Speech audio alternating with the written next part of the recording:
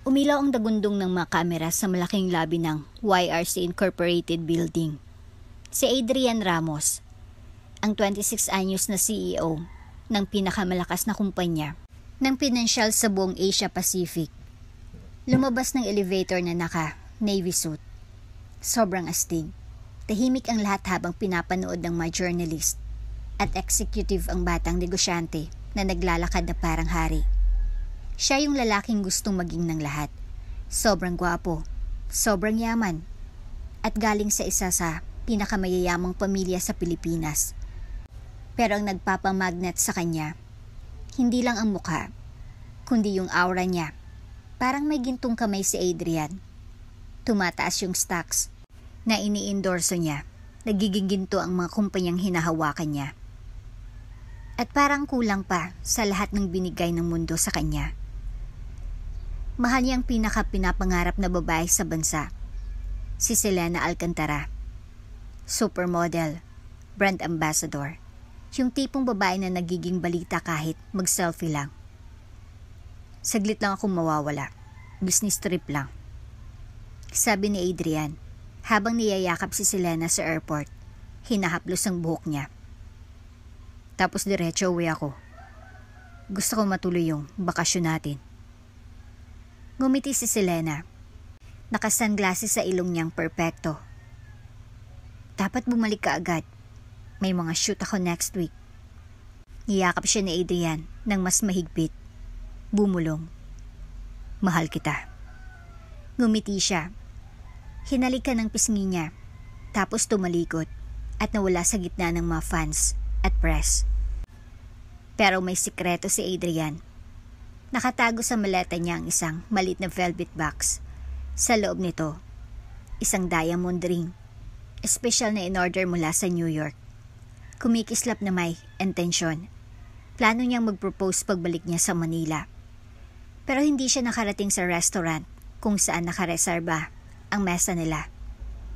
Sa halip, habang mabilis na nagmamaneho sa Skyway, gamit ang luxury sports car, isang truck, na inaantok ang driver, ang sumalpok sa kanya.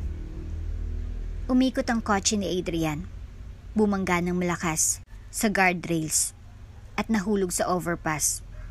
Dumilim ang mundo. Hinila siya mula sa wasak na kotse. Halos hindi na humihinga. Ang dating perpektong mukha niya ay sirang-sira. Bali ang mga braso niya. Durog ang mga binti niya. Punit-punit ang balat niya. Nagsusumikap ang mga paramedic para mabuhay siya. Pagdating sa ospital, nagdesisyon ang mga doktor. I-induce ang coma. Sobrang grabe ang trauma. Kailangan ng katawan niya ng pahinga. Nang dumilat siya pagkalipas ng ilang linggo, malabong mundo. Ang tanging malinaw kaysa sa sakit sa katawan niya ay ang takot na may nagbago. May nagbago nang hindi na maibabalik. Ipinaliwanag ng mga doktor ang katotohanan. Ang mukha niya, ang dating pinupuri sa mga magazine, ay nasira. Mga bali na buto, punit na tissues at sirang muscles ang nag-iwan ng mga peklat.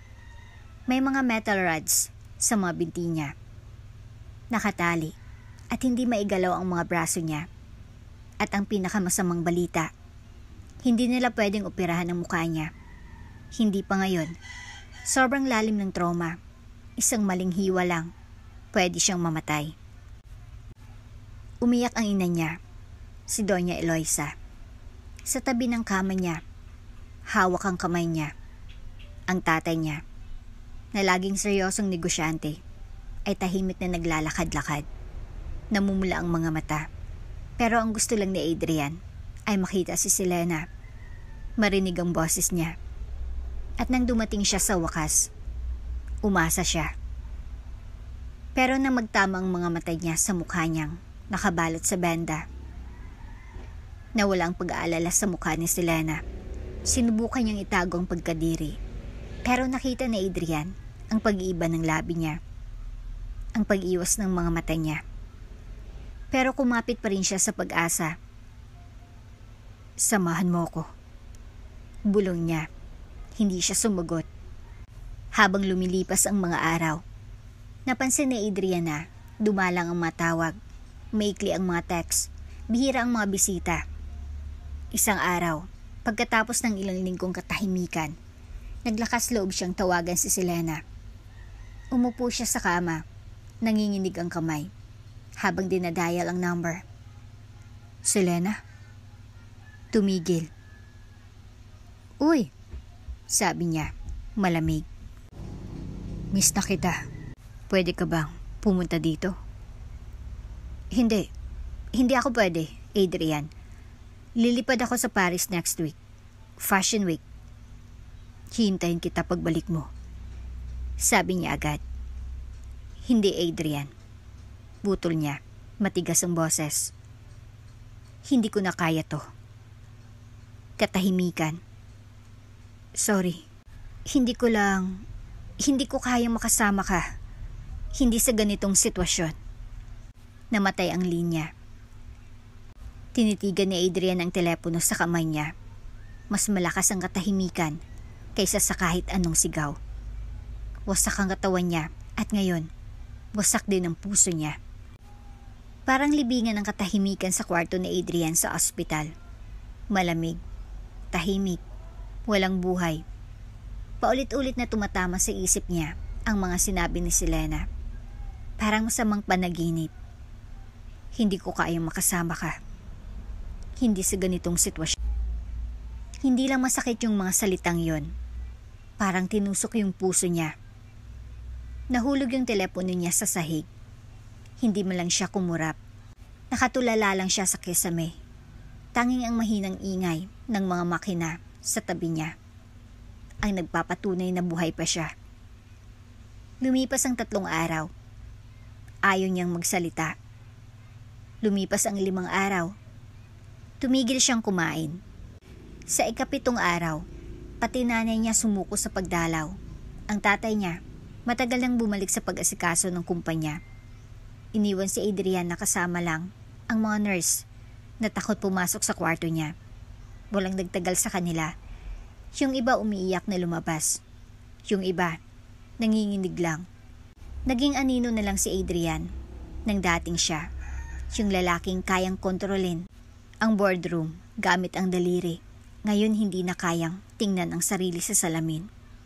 At ang pinakamasakit, ayaw niya. Yung araw na tatanggalin niya yung benda sa mukha niya. Dapat simula ng paggaling niya. Pero naging araw yon na tuluyan siyang nawasak. Nasa tabi niya ang nanay niya, doktor, at yung huling nurse na natira. Himala na dumating din si Selena, nakaupo sa tabi ng kama, hawak ang kamay niya. Unang beses niya siyang hinawakan ulit pagkatapos ng aksidente. Nandito ako, babe. Bulong niya.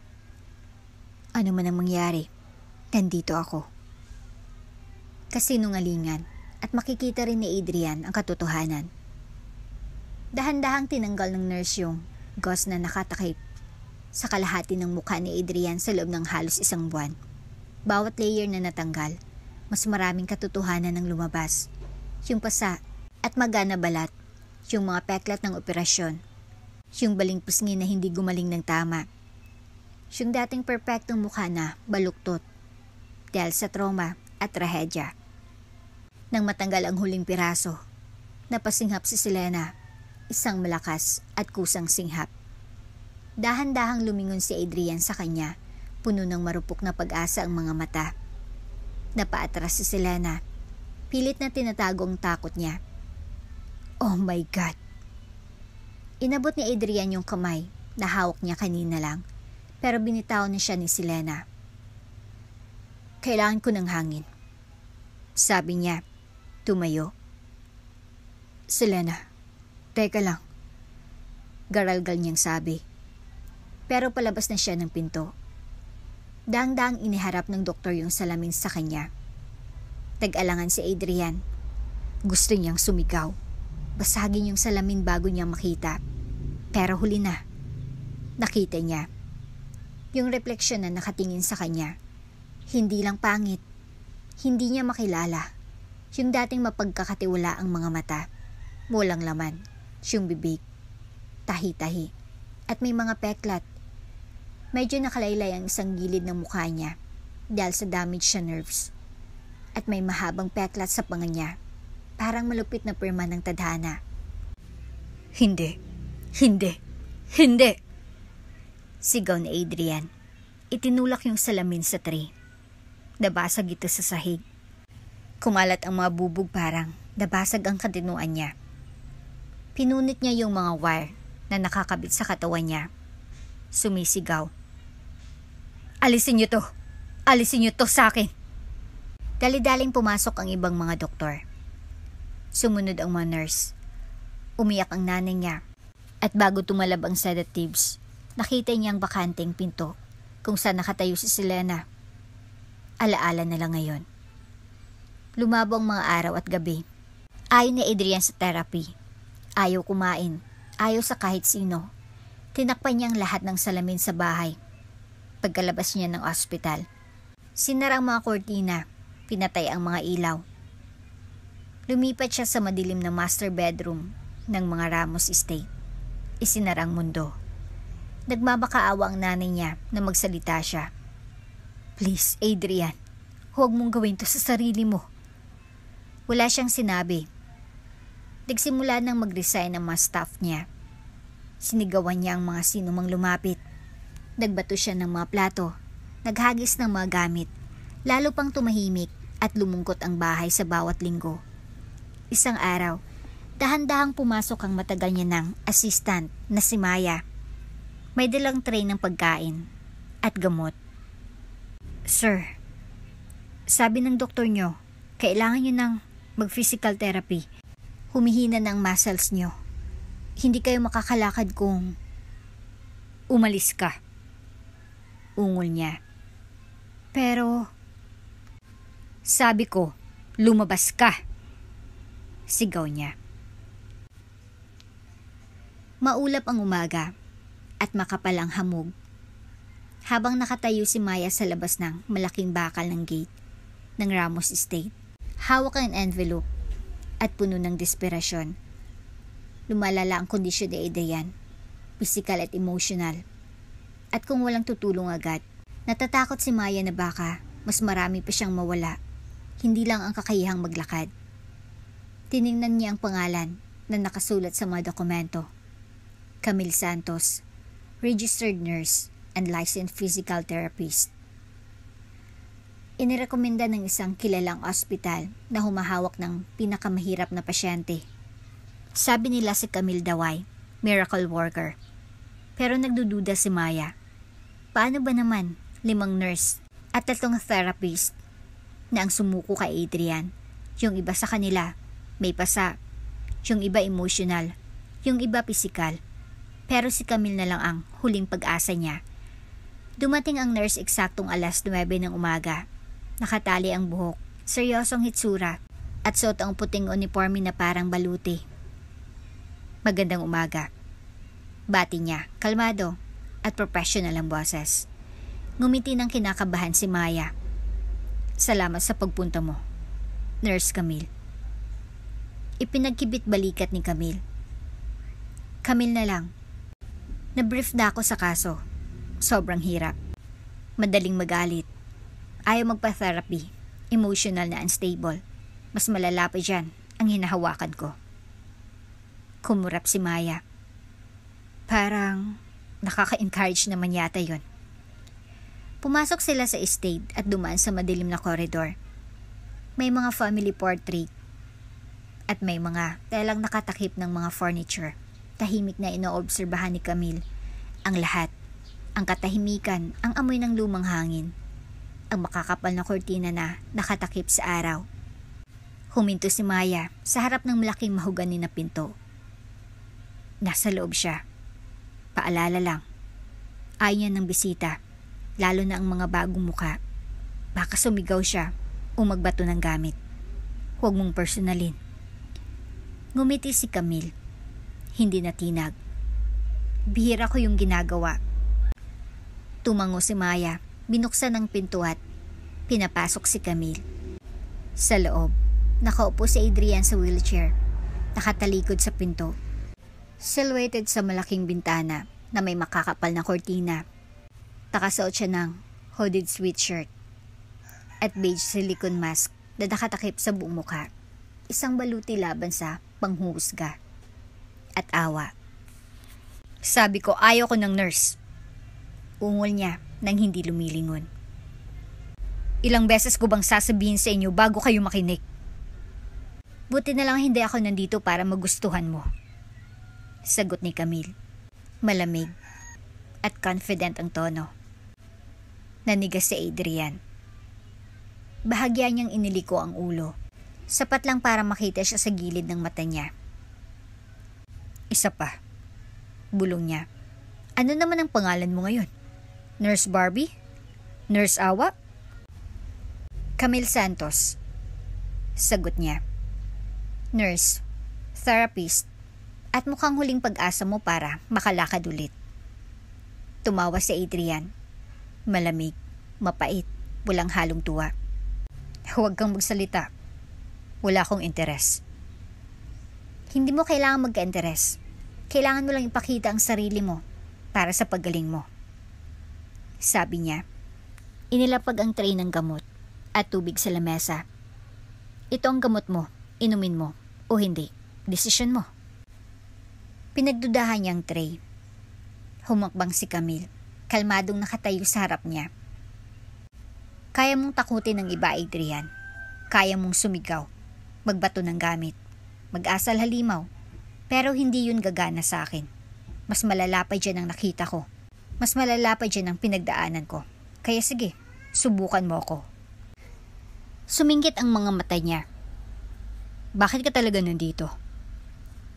Iniliko niyang ulo. Dahil trabaho kita. Hamon kita. At dahil kapag tumigil ka sa pagtingin sa sarili mo bilang sirang CEO at nagsimula kang lumaban, baka ma-realize mo na worth it ka pa ring iligtas. Tumahimik sila. Tapos, walang sinabi si Adrian. Inabot ang baso ng tubig. Ininom niya ang mga tableta at sumandal.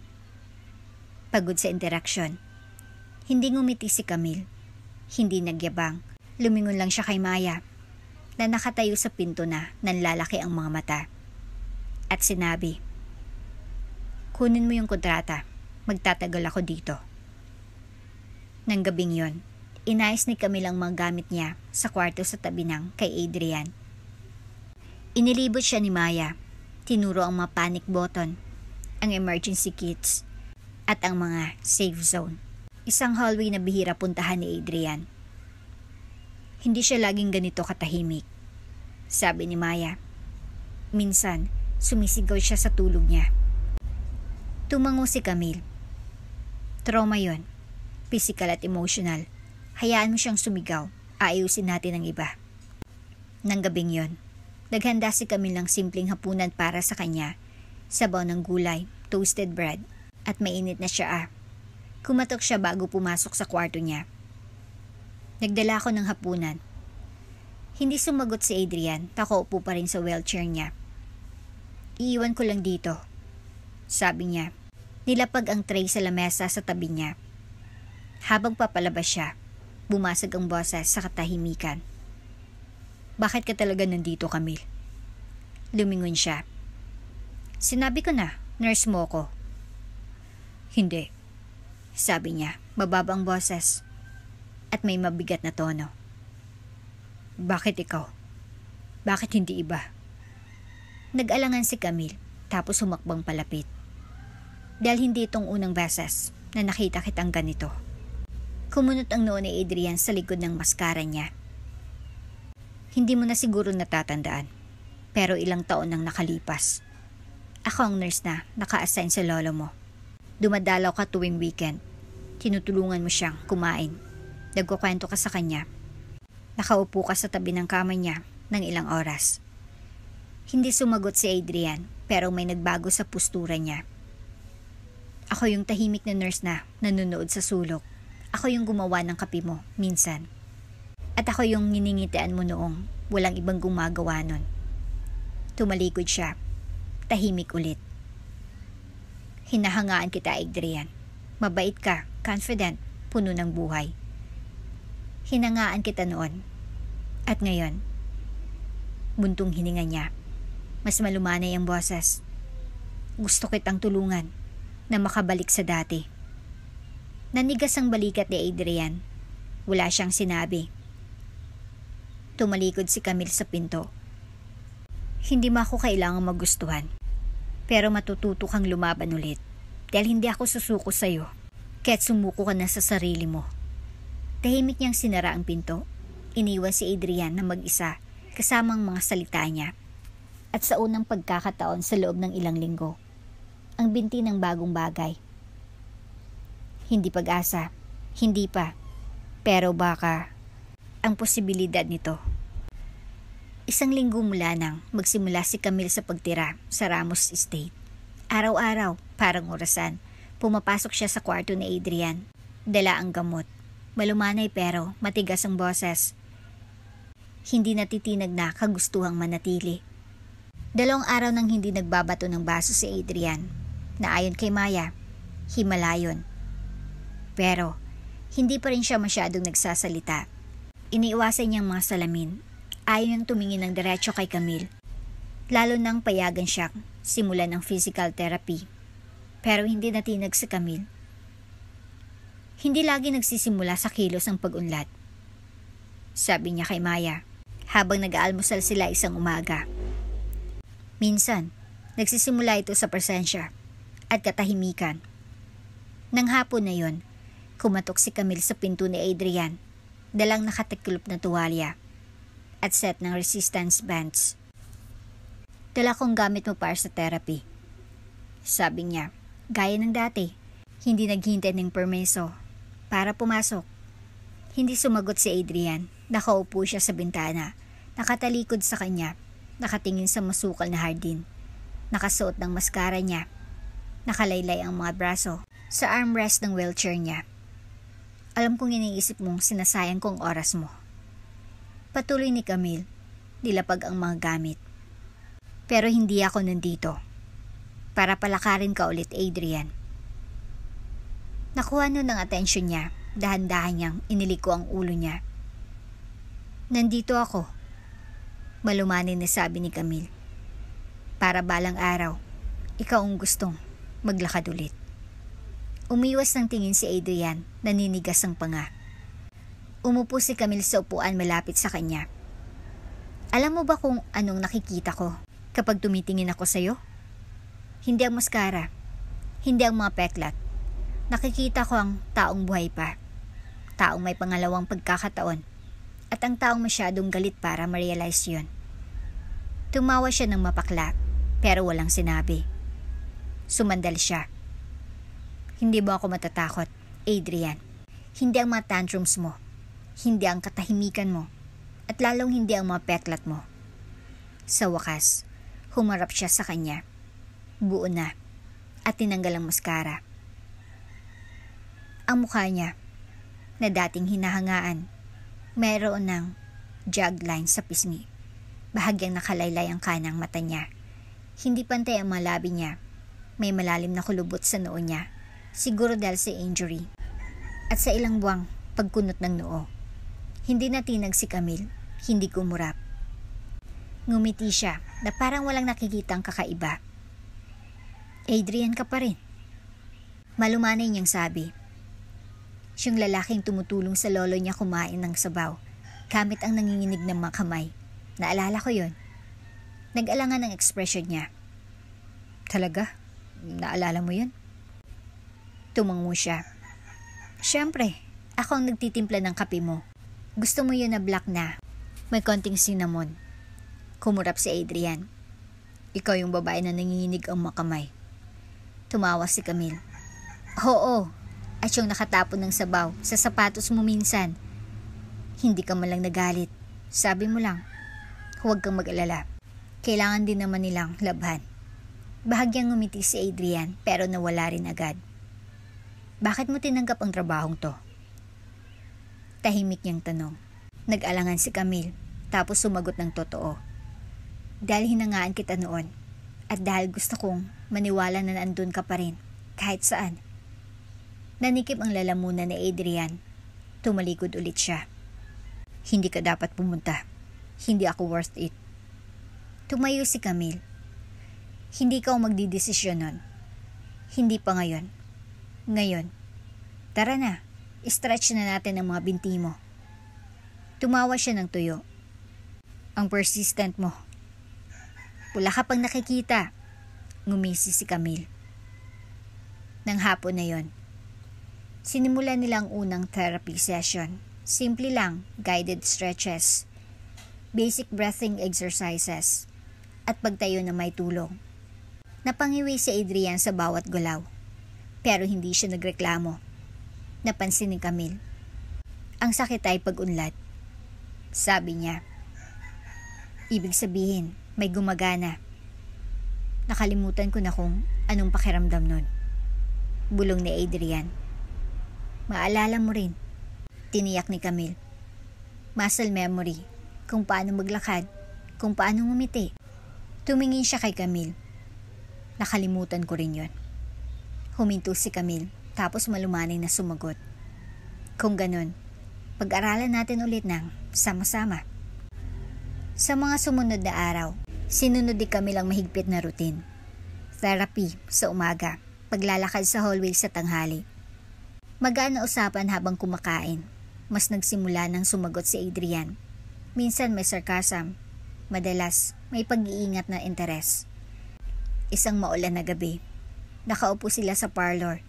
Tumutugtog si Camille ng classical music sa phone niya habang humihigop ng sabaw si Adrian. Naisip mo ba kung anong mangyayari kung hindi ka sumakay sa kotse na yon? Tanong niya, hindi tumitingin sa kanya. Palagi.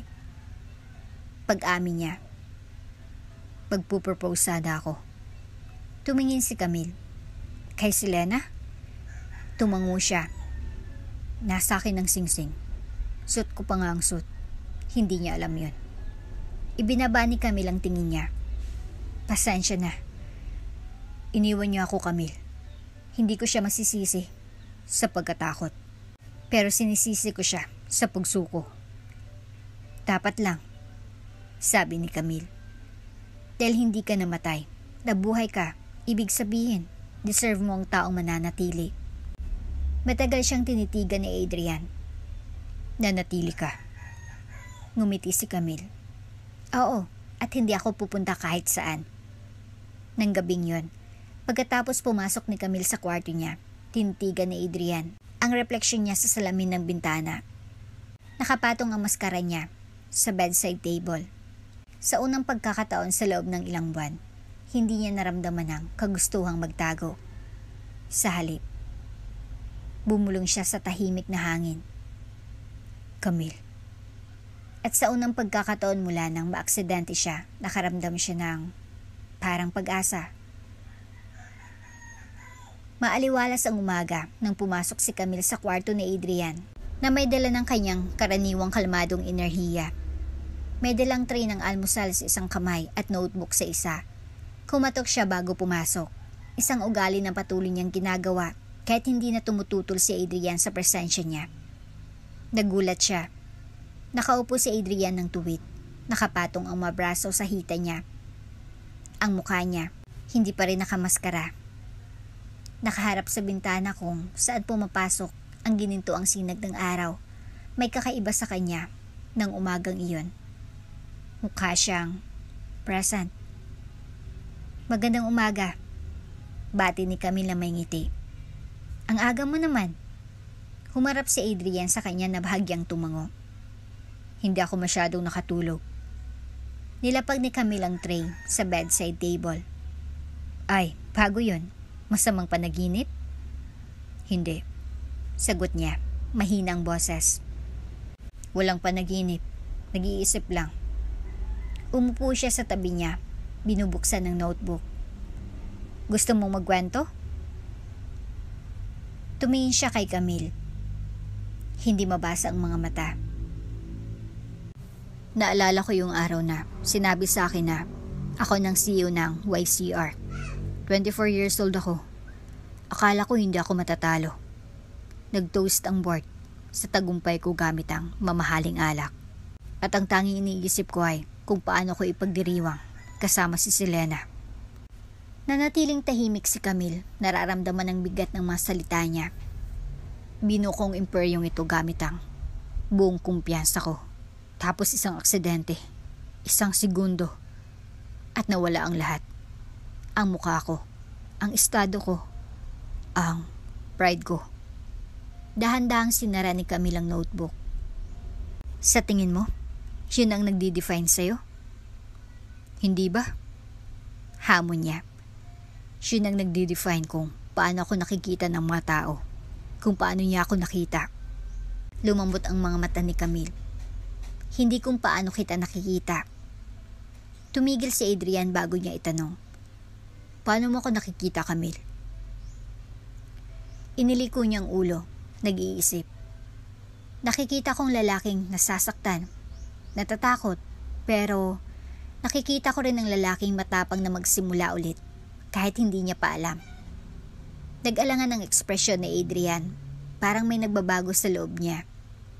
Gusto kong subukan maglakad ulit, sabi niya pagkatapos ng mahabang katahimikan.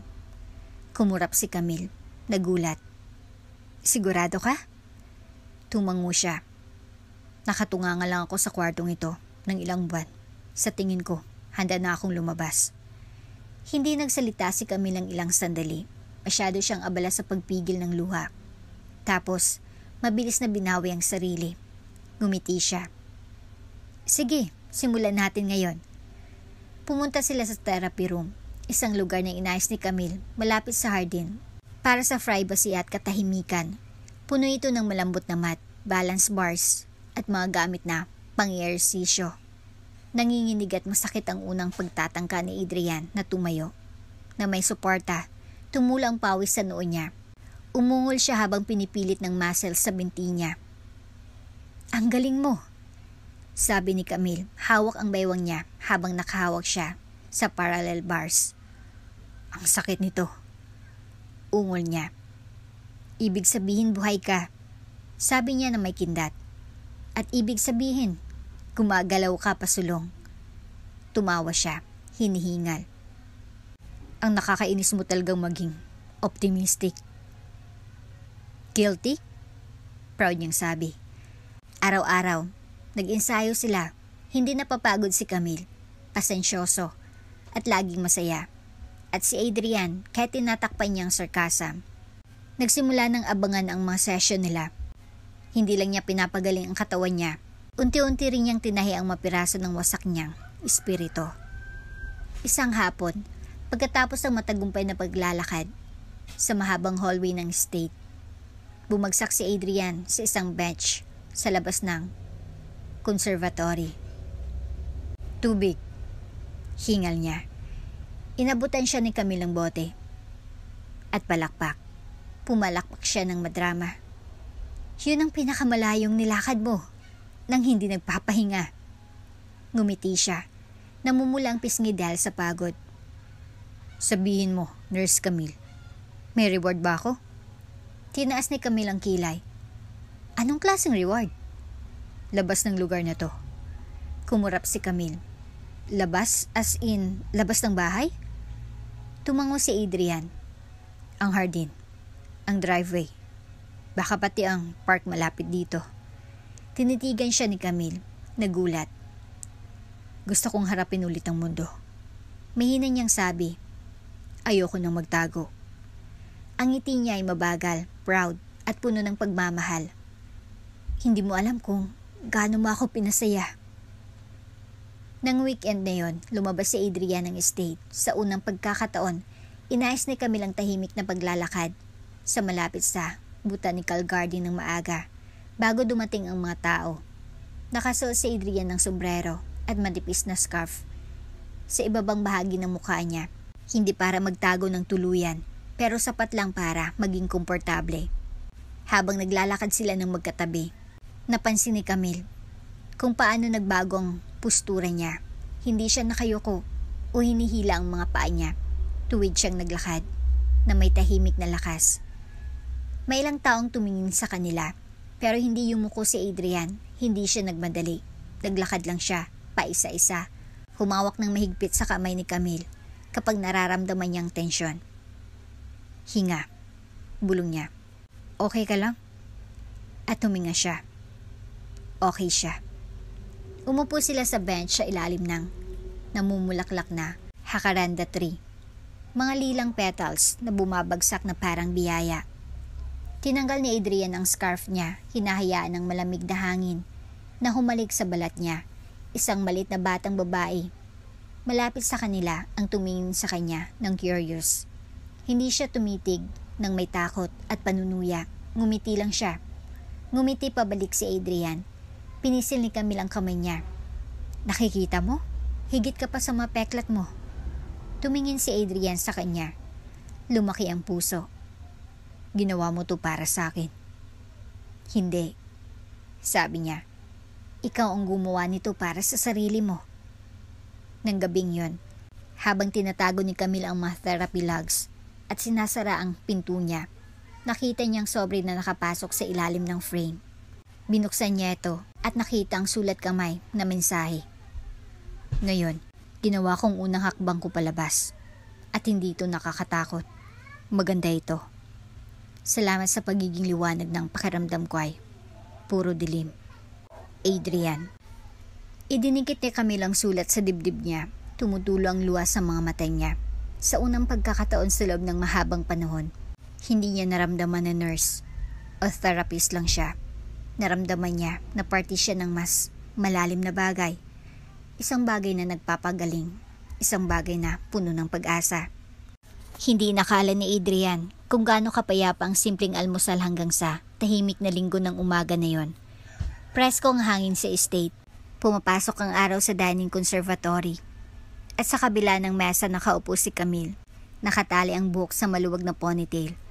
Tumatawa sa kalokohang sinabi niya tungkol sa mga cereal boxes na overrated. Ilang linggo na mula nang seryoso niyang sinimulan ang therapy.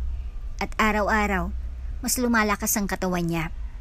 Pero higit sa pisikal na pag-unlad, may mas malalim na nagbabago sa loob niya. Isang damdamin na inilibing niya sa ilalim ng galit at paitay na mumulaklak ngayon sa isang bagay na hindi pamilyar, malumanay, mainit, nakakatakot na maganda.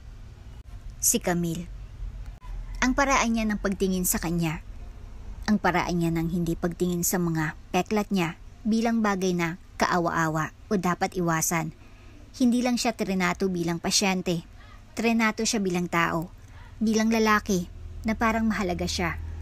At siguro, parang karapat dapat siyang mahalin ulit. Nang gabing yon, nakatayo si Adrian sa harap ng salamin sa kwarto niya. Iniiwasan niya ito ng ilang buwan. Ayaw niyang harapin ang refleksyon na akala niya ay sisira sa kanya. Pero ngayon, sa unang pagkakataon, tumingin siya sa salamin at inaral ang sarili niya, hindi nang may pandidiri, kundi may pakiramdam ng pakipagkasundo. May mga bakas pa rin ng aksidente sa mukha niya, mga peklat sa pisngi, bahagyang baluktot na ilong, at bahagyang asymmetry mula sa mga operasyon. Pero ang mga mata niya, pareho pa rin, hindi nagbagong mga mata niya. Hinawakan niya ang gilid ng panga niya at bumulong sa sarili. Nandito pa rin ako. Inihahanda ni Camille ang mga notes niya para sa susunod na therapy session nang magulat siya sa mahinang katok. Si Adrian. Camille, sabi niya, nakatayo ng medyo tuwid kaysa sa dati. Pwede ba kitang makausap? Kumurap si Camille, nagulat sa magiging vulnerable ng boses niya. Siyempre, pasok ka. Pumasok siya. Nakasuksok ang mga kamay sa bulsa ng charcoal slacks niya. Naisip ko lang, gusto mo bang kumain ng dinner kasama ako? Kumunot ang noo ni Camille, naguguluhan. Dinner? Ngayon? Kakatapos lang nating kumain. Kinabahan na tumawa si Adrian. Hindi. Ang ibig kong sabihin, totoong dinner sa labas ng estate. As in, date. Tumahimik sila. Napaawang ang labi ni Camille. Nagulat. Inaaya mo ako sa date? Oo. Sagot niya. Wala akong bulaklak o mga banat na madalas gamitin. Pero promise ko, hindi ako magbabato ng baso sa'yo. Napahagalpak ng tawa si Camille. Tinakpan ang bibig niya. Wow! Yun ang pinaka-romantic na sinabi sa akin ng kahit sino. Ngumisi si Adrian. So, payag ka? Tumango siya. Namumula ang mga pisngi. Oo, talagang oo. Nang sumunod na gabi, sinundo ni Adrian si Camille sa hallway ng guest room na parang nakatira sila sa magkaibang mundo. Nakasuot siya ng navy blue dress shirt. Nakatupi ang manggas. Nakalantad ang muscles sa braso niya mula ng ilang linggong therapy. Halos hindi mapansin ang mapeklat niya sa ilalim ng malambot na ilaw sa loob. Pero kahit mapansin, wala nang pakialam si Camille. Nakasuot si Camille ng simple pero eleganteng puting dress. Nakalugay ang buhok sa malambot na waves. Simple lang ang makeup. Para kay Adrian, nagliliwanag siya. Mas maganda pa kaysa sa kahit sinong babaeng nakita niyang naglakad sa red carpet. Kumain sila sa tahimik at komportableng restaurant. Natanaw ang dagat. Mainit ang mga ilaw. Mahinang jazz ang background music. Habang nakaupo sila sa harap ng isa't isa, kumikislap ang mga mata ni Camille sa liwanag ng kandila. Bakit mo talaga ako inaya? Tanong niya. Iniliko ang ulo. Tumingin si Adrian sa kanya. Matagal at seryoso. Dahil hindi ko maisip na malalagpasan ko ang paggaling neto nang wala ka. Dahil araw-araw nagpapakita ka para sa akin. At narealize ko, gusto ko rin magpakita para sa iyo. Bahagyang napaawang labi ni Camille. At dahil, dagdag niya, bumababa ang boses. Sa gitna ng sakit, sarcasm, at mga basong binato ko sa'yo. Nahulog ako sa'yo. Napahinga siya ng malalim. Adrian, seryoso ako. Patuloy niya.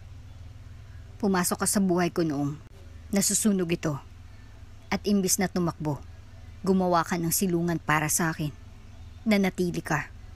Walang ibang gumawa nun.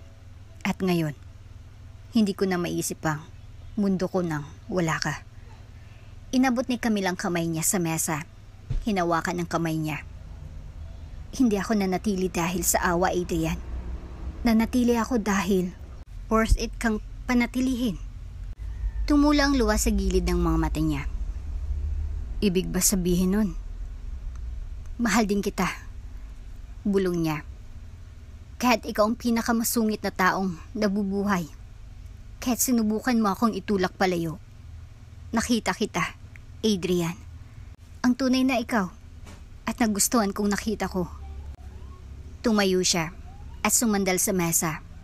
Dahan-dahang hinagkan ng kamay niya. Hindi ito magarbo o pinagpraktisan, pero malambing. Totoo. Isang sandali ng dalawang pusong nagsasalita ng parehong wika. Nang gabing iyon, nagbalik sila sa estate. Inihatid ni Adrian si Camille sa kwarto niya. Sa tingin mo masyado tayong nagmamadali? Tanong niya. Ngumiti siya. Siguro, pero minsan, hindi naghintay ang paggaling sa perpektong timing. Kailangan lang nito ng taong maniniwala dito. Yumuko siya at hinalikan ng pisngi niya. Kung ganun, nagpapasalamat ako na ikaw yon. Habang pumapasok siya sa kwarto niya, mabilis ang tibok ng puso niya. Huminto siya at lumingon. Good night, Adrian. Good night, Camille ko. Sa unang pagkakataon sa loob ng napakatagal na panahon, nakatulog si Adrian nang walang bangungot. Nakaupo si Adrian sa bintana ng home office niya, nakatanaw sa papalubog na araw sa Manila. Iniikot niya ang ballpen sa mga daliri niya. Malalim ang iniisip, may mga anino pa rin ng nakaraan niya. Hindi lang sa mapeklat sa mukha niya, kundi sa emosyonal na pagkawasak pagkatapos ng aksidente. Pero, ang pagmamahal ni Camille ang nagbigay sa kanya ng mas malakas pa kaysa sa inaasahan niya. Linaw. Panahon na para pakawalan ng pait na inilibing niya. Panahon na para harapin ang mga piraso ng buhay na pilit niyang kinalimutan. Kinuha niyang telepono at denial. "Maya," sabi niya, kausap ang pinagkakatiwalaan niyang assistant. "Ayusin mong pagbisita ko sa detention center. Gusto kong makitang lalaking nakabangga sa amin." Amoy metal at amag ang kulungan. Mabigat ang atmospera dahil sa guilt at nakalimutang pag-asa. Nakaupo si Adrian sa maliit na visitation room, naghihintay. Bumukas ang pinto na may malakas na lagit-ngit. Isang lalaki na nasa late 40s, payat at maputla. Ang inihatid papasok. Nanlaki ang mga mata niya nang makita si Adrian. Nakakagulat ang pagbabago sa itsura ng binata. Dahil sa mga peklat, pero mas lalo dahil sa dangal sa presensya niya. Hindi ko inakala na gusto niya ako makita." Nauutal na sabi ng driver, tumitingin sa guard. Tumahimik si Adrian ng ilang sandali. "Hindi rin. Hanggang kamakailan lang." Kinakabang ginalaw ng lalaki ang posa sa kamay niya. "Pasensya na po. Pagod ako. Sobrang trabaho. Pumikit lang ako ng 1 segundo. Napatay ko ang driver niyo. At muntik ko na rin kayong mapatay." Nanigas ang panga ni Adrian. Sa alaala ni Mang Hector, ang lalaking matagal ng loyal na nagmamaneho sa kanya. Nanikip ang puso niya pero pinilit niyang labanan ng sakit. "Gusto kitang kamuhian habang buhay." Pag-amin niya, mahina ang boses. "At ginawa ko yun. Pero ang pagpapadali ng galit na yun ay sumisira sa akin. Higit pa sa ginawa mo." Naluha ang mga mata ng driver. Araw-araw akong nagdarasal para sa kapatawaran. Dahan-dahang tumango si Adrian.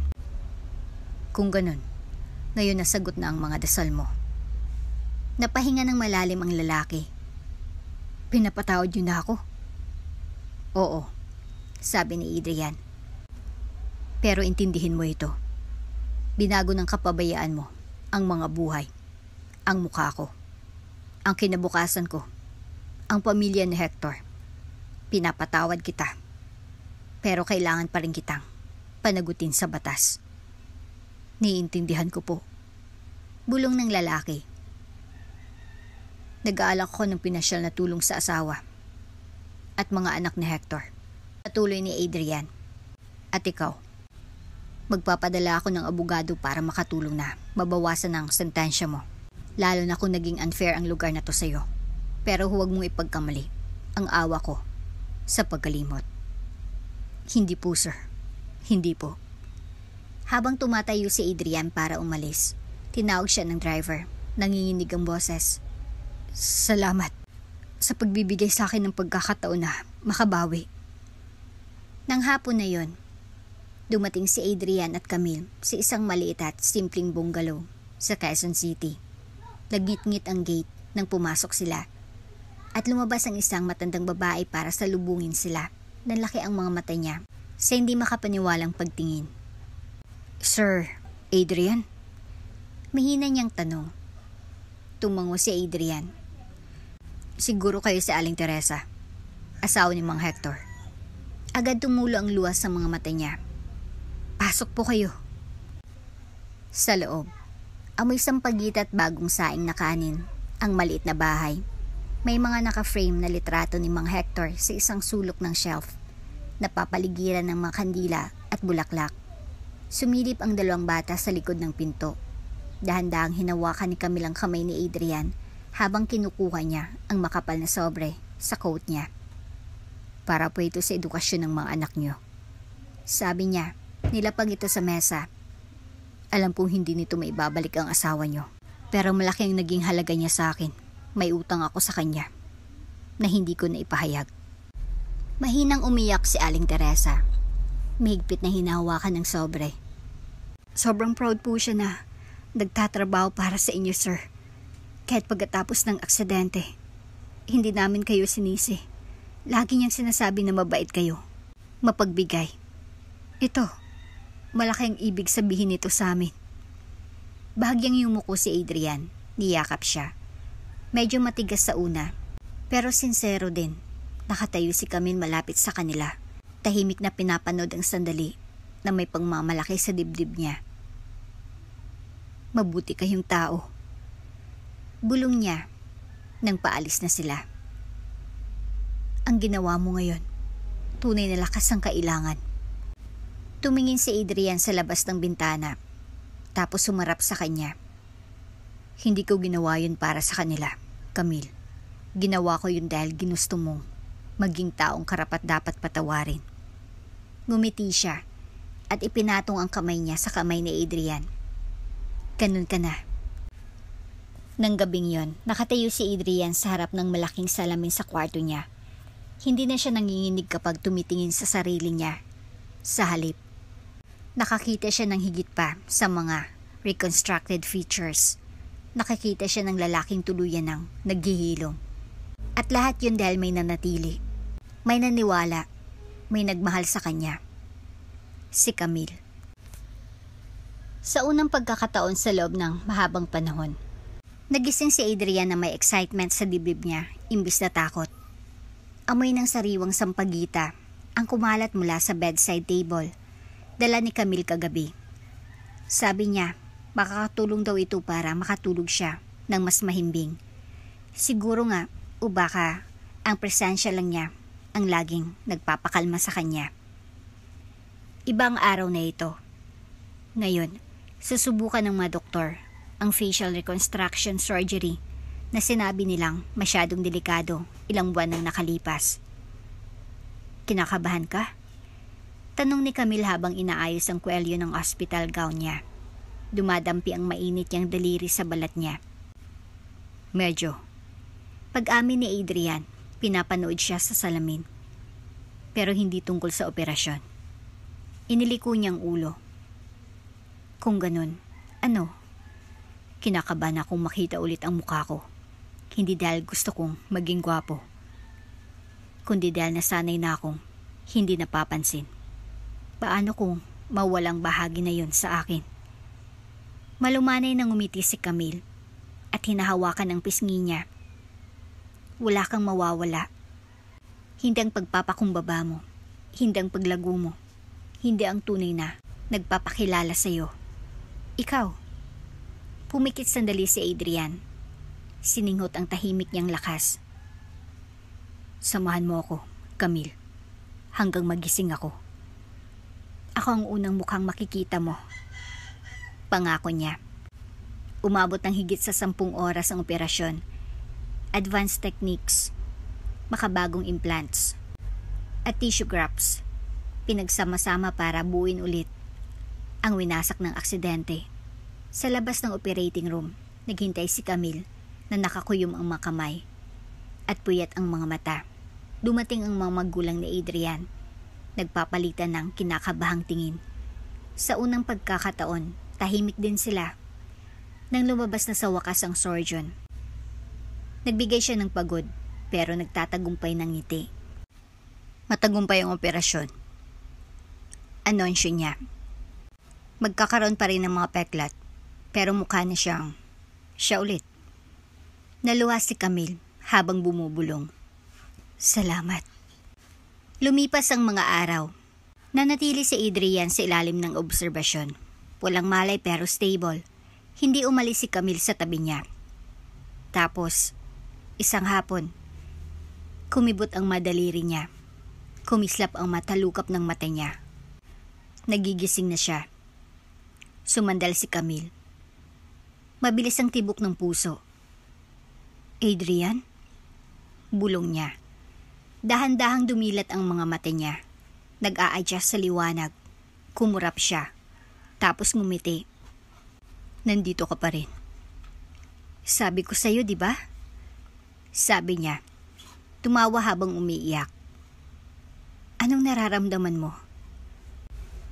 Parang nabangga ako ng tren. Bulong niya. Pero yung tren na nagdadala sa'yo pa uwi. Kinabukasan, pumasok ang doktor para tanggalin ang banda sa mukha ni Adrian. Nakatayo si Camille sa tabi niya.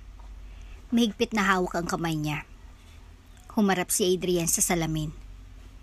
Nakita niya ulit ang sarili niya. Hindi tuluyang pareho, pero sapat para makilala ang lalaking dati siya at ang naging siya. Ako to. Bulong niya. Ngumiti si Camille. Sabi ko sa'yo, di ba? Gwapo pa rin. Tumingin siya kay Camille. Garal-gal ang boses niya. Nakikita ko lang ang taong maswerte na mahalin mo. Pero bago makasagot si Camille, biglang bumukas ang pinto. At pumasok si Selena. Matangkad, glaramoso, at nakabihis na parang galing sa runway. Nanlaki ang mga mata niya nang makita si Adrian. Oh my God! Bulong niya. Humahakbang palapit. Ikaw, ang gwapo mo. Kusang umatras si Camille. Binitawan ang kamay ni Adrian. Nanigas si Adrian. Anong ginagawa mo dito? Narinig ko ang tungkol sa operasyon. Sabi ni Selena. Nanginginig ang boses. At kailangan kong pumunta. Kailangan kitang makita. Nanatiling tahimik si Camille. Masakit ang tibok ng puso niya sa dibdib. Humakbang palapit si Selena. Nagkamali ako, Adrian. Nagpanik ako. Natakot ako. Pero ngayong nakabalik ka na, baka pwede tayong... Hindi.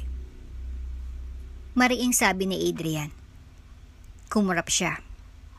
Ano? Hindi ka na pwedeng bumalik sa buhay ko ngayon. Naayos ng mukha ko. Malamig niyang sabi. Nang kailangan kita nang wala ka. Tinignan mo ako na parang halimaw ako. Natakot ako. Ako rin. Putol niya. Pero nanatili si Camille. Hinawakan niyang kamay ko nang hindi ko kayang tingnan ng sarili ko. Minahal niya ako nang hindi niya kailangan maging perpekto ako. Tunay na pagmamahal yun. Hindi kung ano man ang meron tayo. Napaawang ang labi ni Selena para tumutol, pero walang lumabas na salita. Humarap si Adrian kay Camille. Nakatayo sa bintana. Sinusubukang itago ang luwas sa mga mata niya. Camille. Malumanay niyang sabi. Halika dito. Nag-alangan siya. Mahal kita. Sabi niya. Sapat na malakas para marinig ng buong kwarto.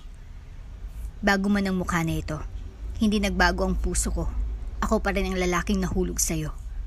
Ang lalaking gagawin ang lahat para patunayan yun sa buong buhay niya. Nakipagtagpo si Camille. Sa tingin niya sa wakas, tumulo ang luha niya, pero umusbong ang ngiti sa labi niya. Kung ganon, mapapasama ka sa akin. Sabi niya. Lumapit ang mga bisig niya. Tahimik na nanood si Selena habang nagyakapan ang dalawa. Alam na niya na wala na siya. Hindi dahil sa operasyon o peklat, kundi dahil nabigo siyang mahalin siya ng kailangan niya. Walang sinabi, tumalikod siya at umalis. Tumutunog ang takong niya na parang huling paalam. Nang gabing yon, nakahiga si Adrian saka makasama si Camille sa tabi niya. Nakapatong ang ulo niya sa balikat niya. Salamat. Bulong niya. Para saan? Tanong niya, gumuguhit ng mga bilog sa dibdib niya. Dahil minahal mo ako nang hindi ko kayang mahalin ang sarili ko. Tumingala si Camille at hinalikan ng baba niya. At lagi kitang mamahalin. Nakaupo si Camille sa veranda ng estate ni Adrian. Hindi niya ginagalaw ang malimig na kape niya. Sumasayaw ang hangin sa dagat sa buhok niya. Pero hindi na nakakapagpakalma ang payapang tanawin ng karagatan. Ang nakaraang linggo ay parehong maganda at nakakatakot. Gumaling na si Adrian. Kaunti na lang umapeklat sa bagong mukha niya. At sa lahat ng pamantayan, sobrang gwapo pa rin niya. Nagbubunyi na ulit ang media. Bumalik ng social circle niya. At nagsimula ng kumatok ang mga investors sa mga pinto ng YRC Incorporated. Ang mundong tumalikod sa kanya ay niyayakap na siya ulit. Pero si Camille, parang anino lang siya na nakatayo sa liwanag niya. Tumingin siya sa dyaryo sa mesa. Isang makintab na litrato ni Adrian na dumadalo sa isang gala kagabi. Napapaligiran ng mga executive at celebrity. Nagdahilan siyang masakit ang ulo para hindi sumama. Ang totoo, pakiramdam niya, hindi siya nababagay. Bumukas ang pinto sa likod niya. Nandito ka lang pala. Sabi ni Adrian habang lumalabas, nakapaa, nakasuot ng simpleng linen shirt. Kanina pa kita hinahanap. Pilit nang ngumiti si Camille. Kailangan ko lang ng hangin. Umupo siya sa tabi ni Camille at inabot ang kamay niya, pero dahan-dahan niyang inilayo ito.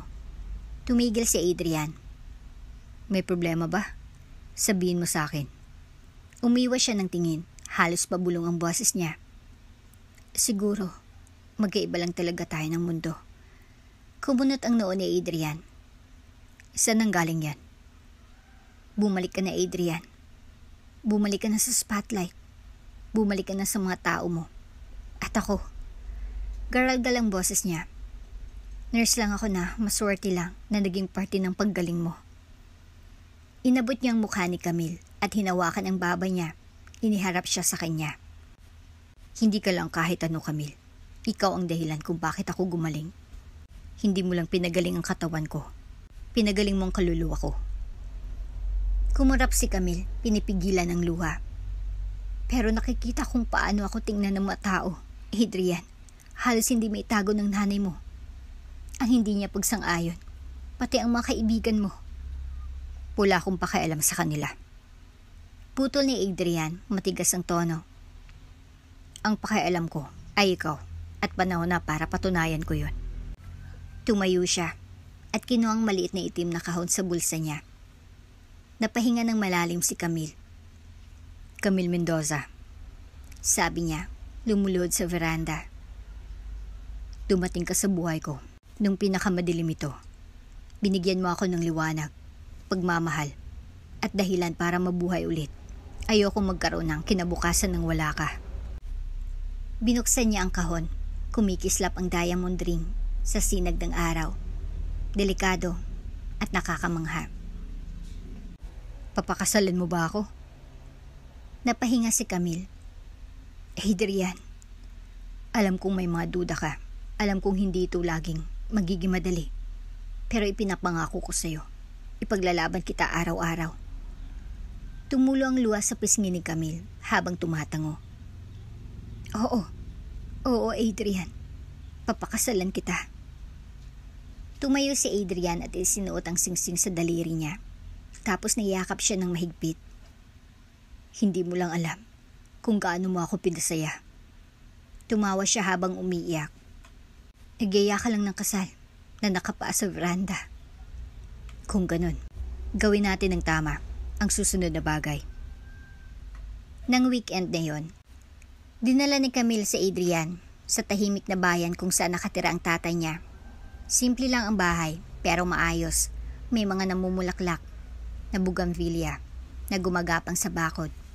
Sinalubong sila ng tatay niya, si Mang Elias. Mabait siyang lalaki na may pagod na mga mata pero may mainit na ngiti. Camille, anak! Sigaw niya. Pinupunasan ang mga kamay sa pantalon niya. Dapat sinabing mong may kasama ka. Gusto kitang i-surprise, sabi niya. Nakakapit sa braso ni Adrian. Si Adrian ito. Sabi ni Mang Elias, tinitingnan si Adrian mula ulo hanggang paa. Ang sikat na CEO? Humakbang si Adrian at yumuko ng may respeto. Sir, nandito ako para hingin ng kamay ng anak niyo sa kasal.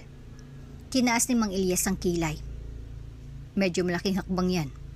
Mula pasyente hanggang fiancé. Mahal ko ang anak niyo, sir. Sinserong sabi ni Adrian. Iniligtas niya ako sa lahat ng posibleng paraan. Gusto kong makasama siya habang buhay. Pinag-aralan siya ni Mang Elias ng ilang sandali, tapos dahan-dahan tumango. Ipangako mo lang sa akin ng isang bagay. Kahit ano. Ipangako mong hindi mo siya ipaparamdam na maliit siya. Na hindi mo hayaang lamunin ng mundo mo, ang mundo niya. Tumango si Adrian. Ipinapangako ko. Ngumiti ang matandang lalaki at niyakap siya ng mabilis. Kung ganun, welcome sa pamilya. Ngumiti si Camille. Nang gabing yon, habang naglalakad si Adrian at Camille sa ilalim ng mga bituin malapit sa gilid ng property, sumandal siya sa balikat niya. Hindi pa rin ako makapaniwala na totoo to. Bulong niya. Hinalikan ni Adrian ang tutok ng ulo niya. Totoo to. Akin ka. At akin ka. Pero, paano ang ina mo? Tahimik niyang tanong. Hindi pa rin siya sang-ayon. Magbabago rin ang isip niya. At kahit hindi siyang buuin kung buhay. Ngumiti si Camille. Hindi ako pupunta kahit saan, Camille. Kahit kailan. Intimate lang ang kasal. Pamilya lang, malalapit na kaibigan, at ilang pinagkakatiwalaang kasamahan. Imbis na malaking ballroom, pinili ni Adrian at Camille na Seaside Chapel sa Batangas, kung saan bumubulong ang maalo ng biyaya sa hangin. Nakasuot si Camille ng simpleng lace gown na sumasayaw sa hangin. Mas maliwanag ang ngiti niya kaysa sa kahit anong alahas. Nakatayo si Adrian sa altar. Pinapanood siya papalapit na may nangingilid na luha. Halos buo ng mukha niya. Pero ang kaluluwa niya, tuluyang nagbago. Ilang buwan na siyang hindi nagsusuot ng maskara. At hindi niya ito kailangan. Nang makalapit si Camille sa kanya, bumulong siya. Ang ganda mo. Ikaw din. Ngumiti siya. Crush pa rin kita. Minang kumalat ang tawanan sa chapel habang sinisimulan ni Father Mateo ang seremonya. Ilang buwan ang nakalipas. Push, Camille, ang galing mo. Pang-encourage ng midwife, mahigpit na hinawakan ni Adrian ang kamay ni Camille. Naghahalo ang kaba at excitement sa mga mata niya. Sabi mo hindi ka iiyak. Tukso ni Camille sa gitna ng sakit. Sinungaling ako. Singhal niya. Pasumigpit ang hawak sa kamay niya. Nakakatakot to. Sa huling sigaw at lakas, nanganak si Camille ng kambal. Isang malusog na lalaki at babae. Malayang pag-agos ng luha ni Adrian habang pinuputol niya ang mga pusod. Dahan-dahang hinahalikan ng noo ni Camille. Nagawa natin. Bulong niya. Pagod pero nagliliwanag. Nagawa mo. Manghang sabi niya, nakatitig sa mga bagong silang nilang anak. Ang galing mo, Camille. 2 taon ang nakalipas. Puno na ng tawanan at gulo ang buhay nila. Mga blocks sa sahig, picture books, at walang tigil na dada ng mga bata. Bumaba na si Adrian sa araw-araw na operasyon ng YRC Incorporated. Pinopromote ang pinagkakatiwalaan niyang COO para magsariwa habang nagfo-focus siya sa pamilya at mga passion projects. Si Camille, dating full-time nurse, ay naging hands-on na nanay at part-time consultant para sa kanilang bagong foundation, Pag-asa sa likod ng salamin, na nagbibigay ng reconstructive surgery at therapy para sa mga survivor ng aksidente. Hindi na siya bumalik sa pag-shift sa ospital. Sa halip, ginugugol niya ang mga araw niya sa paglalaro kasamang kambal at pagtulong sa mga pasyente na, tulad ni Adrian noon, ay nawalan ng pakiramdam ng halaga sa sarili. Isang hapon, Mommy! Daddy! Hinila ng anak nilang babae si Arya, ang palda ni Camille. Tingnan nyo, dinodrawing ko ang family natin. Yumuko si Camille sa tabi niya at ngumiti sa mga stick figures. Ang ganda naman, anak. Kinuha ni Adrian ng drawing. Bakit parang superhero si Daddy? Kasi malakas ka, sabi ng anak nilang lalaki, si Matan, na tumatakbo papasok sa may kumot na cake. Nagpalitan ng tingin at tawanan sina Adrian at Camille. Samantala, nakaupo si Selena sa harap ng bagong asawa niya, isang kilalang Chinese film producer. Ang dating glaramuso na buhay niya ay nagbago sa mga foreign red carpets at magazine shoots. Nakita niya ang mga headline. Mula dilim tungo sa pag-ibig. Pinakasalan ni Adrian Vasquez ang kanyang nurse turned asawa. At ang litrato, si Adrian, si Camille at ang kanilang kambal nakangiti sa ilalim ng araw. Sa isang saglit, nakaramdam siya ng panghihinayang. Pero sinara niyang magazine at ngumiti sa kanyang bilugang tiyan. Natagpuan din niyang sarili niyang ending. Iba, pero payapa na. Pabalik sa villa, sumandal si Camille sa balkonahe habang pinipinturahan ng sunset ang langit. Lumapit si Adrian sa likod niya. Niyakap ang kanyang bewang. Naiisip mo pa bang aksidente? Tahimik niyang tanong. Minsan, sabi niya. Pero hindi na may sakit, kundi pasasalamat. Humarap siya kay Adrian. Pasasalamat? Kung hindi yun nangyari, hindi kita makikita. Ipinatong ni Camille ang ulo niya sa dibdib niya. Hindi natin makikita ang tayo. Tumahimik sila, pinapanood ang horizon. Sabay ang tibok ng mga puso nila. Hinalikan ni Adrian ang buhok niya. Walang maskara, walang peklat. Kahit ang oras ay hindi kayang burahin ang binuo natin. Mahal kita, Camille. Mahal din kita, Adrian. Ang pag-ibig nila na nabuo sa trahedya ay lumakas pa sa takot. Mas malakas pa sa mga peklat. Hindi matitinag. Habang buhay. At dito na nga po nagtatapos ang ating kwento. Hanggang sa muli.